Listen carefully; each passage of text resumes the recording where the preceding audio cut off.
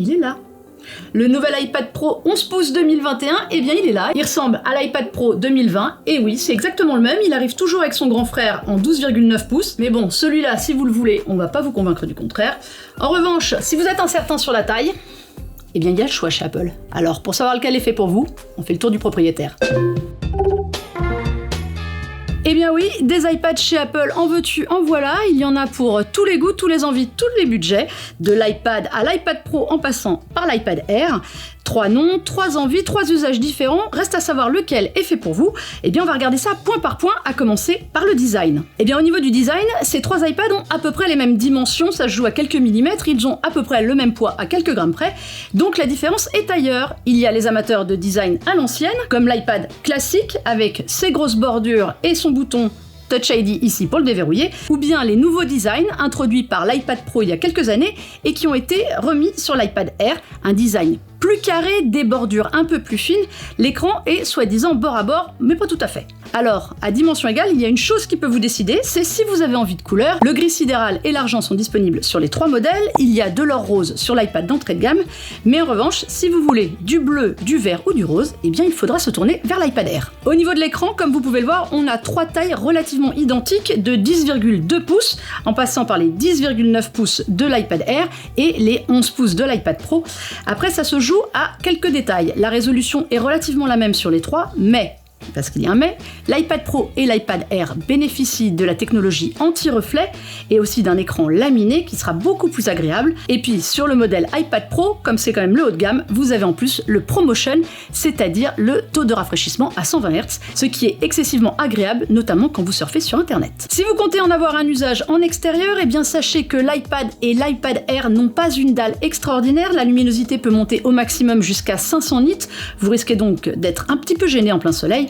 L'iPad Pro fait un tout petit peu mieux en proposant au maximum 600 nits, ce qui est bien mais pas top. Il est rattrapé par la qualité de sa dalle et surtout par son taux à 120 Hz. Petit point qui ne paye pas de mine mais qui peut être intéressant et essentiel pour beaucoup, comment déverrouiller son iPad.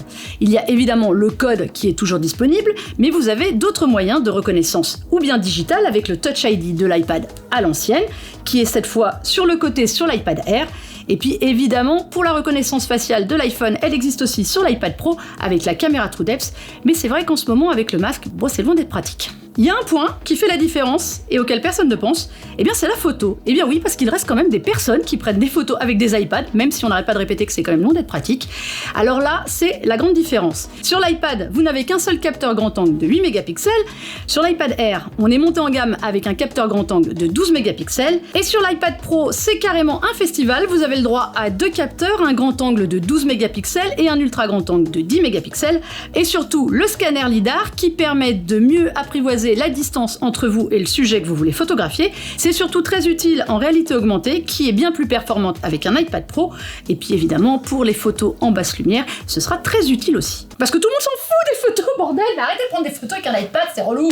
Bon, si vraiment vous voulez prendre des photos avec un iPad alors qu'on vous répète que ce n'est vraiment pas pratique et que vous êtes adepte des selfies, eh bien optez pour l'iPad Pro. Il est le seul des 3 à disposer d'un mode portrait avec même les effets et le Smart HDR.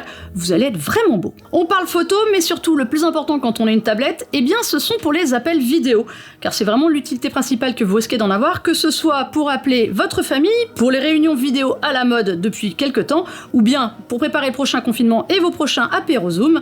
Il y a évidemment la caméra FaceTime. Et bien là, vous avez 3 catégories et 3 résolutions totalement différentes. Si vous prenez l'iPad, et bien là, vous n'allez pas être très beau avec son capteur de 1,2 mégapixels.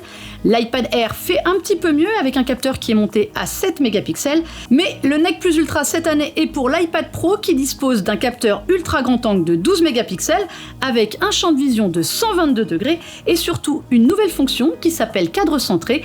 Elle a un petit plus, et bien elle zoome et dézoome pour que vous soyez toujours dans le cadre quand vous êtes en appel vidéo, et sachez que même si une deuxième personne arrive face à la caméra, et bien le cadre, il s'élargit. On vous l'a répété, il est extrêmement pratique et utile aujourd'hui de faire des appels vidéo avec un iPad, mais ils ne sont pas tous logés à la même enseigne.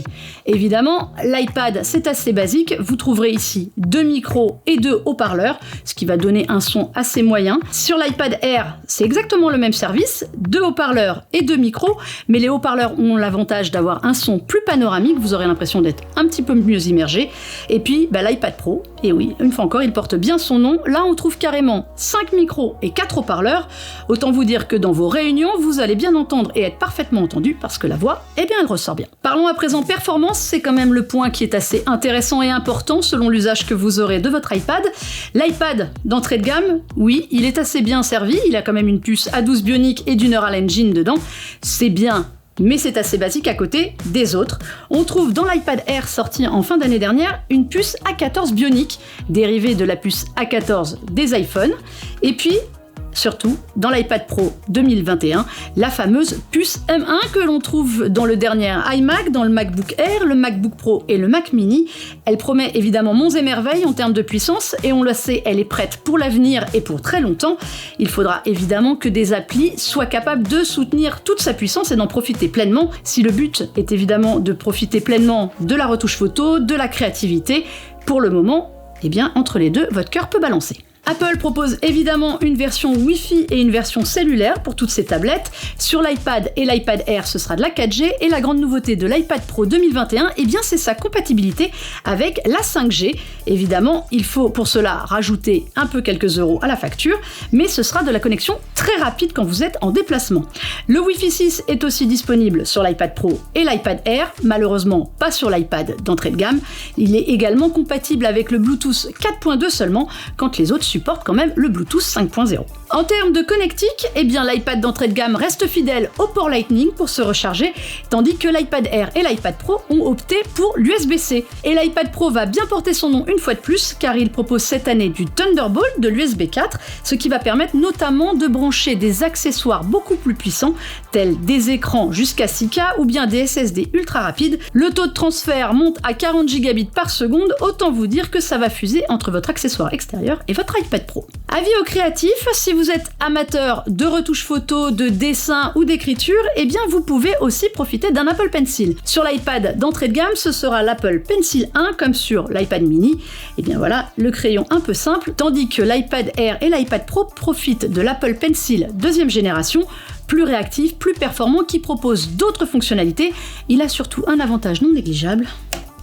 Il s'aimante pour se recharger et surtout ne pas se perdre. Si vous avez beaucoup de photos, si vous avez beaucoup de musique ou beaucoup de fichiers, il est question de stockage à présent.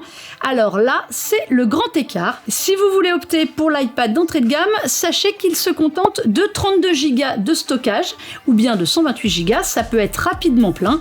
L'iPad Air voit lui un peu plus loin avec le choix entre 64 Go ou 256 Go de stockage. Mais évidemment, pour tous ceux qui ont des visées beaucoup plus professionnelles, il faudra opter pour l'iPad Pro. Là, vous pouvez avoir le choix de 128 Go à 2 Tera de stockage, autant dire le nirvana. Parlons désormais de la douloureuse, parce que oui, à un moment, il faut passer à la caisse. L'iPad démarre à 389 €, l'iPad Air est lui à 669 €, comptez 899 € pour l'iPad Pro.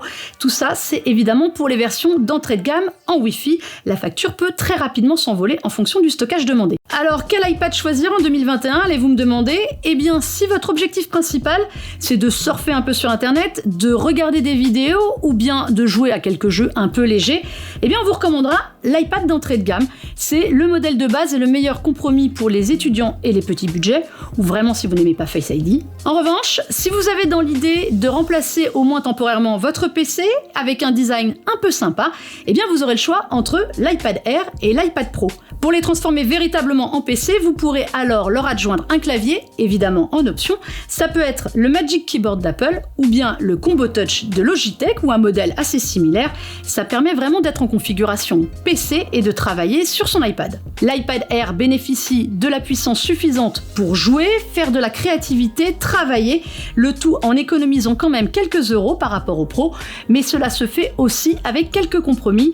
Pas de ProMotion, une caméra nettement en deçà, pas de Face ID non plus, mais vous pourrez avoir au moins le choix de la couleur. Si évidemment vous voulez absolument tout ce qu'il y a de plus puissant, de plus performant, toutes les options, la caméra ultra performante, eh bien optez pour l'iPad Pro, c'est le modèle incontournable, prêt pour plusieurs années avec sa puce M1. Il pourra aisément remplacer un PC, à condition évidemment de trouver l'appli qu'il vous faut sur l'App Store, mais cela, pas de doute, les développeurs y travaillent, les prochaines applications devraient vraiment le rapprocher d'un ordinateur portable. Vous l'aurez compris, nous avons là les deux modèles les plus puissants et les plus intéressants.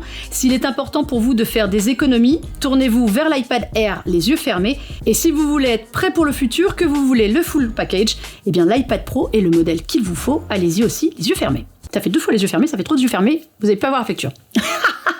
Merci à toutes et à tous d'avoir suivi cette vidéo en notre compagnie. N'hésitez pas à nous laisser un petit commentaire, à nous mettre un petit pouce si vous avez apprécié. Et puis on se retrouvera très vite sur tous les réseaux sociaux. En attendant, on espère que vous allez pouvoir faire votre choix et trouver l'iPad qu'il vous faut. Et bien moi, je repars avec tous mes iPads. Et je laisse pas le Pro quand même.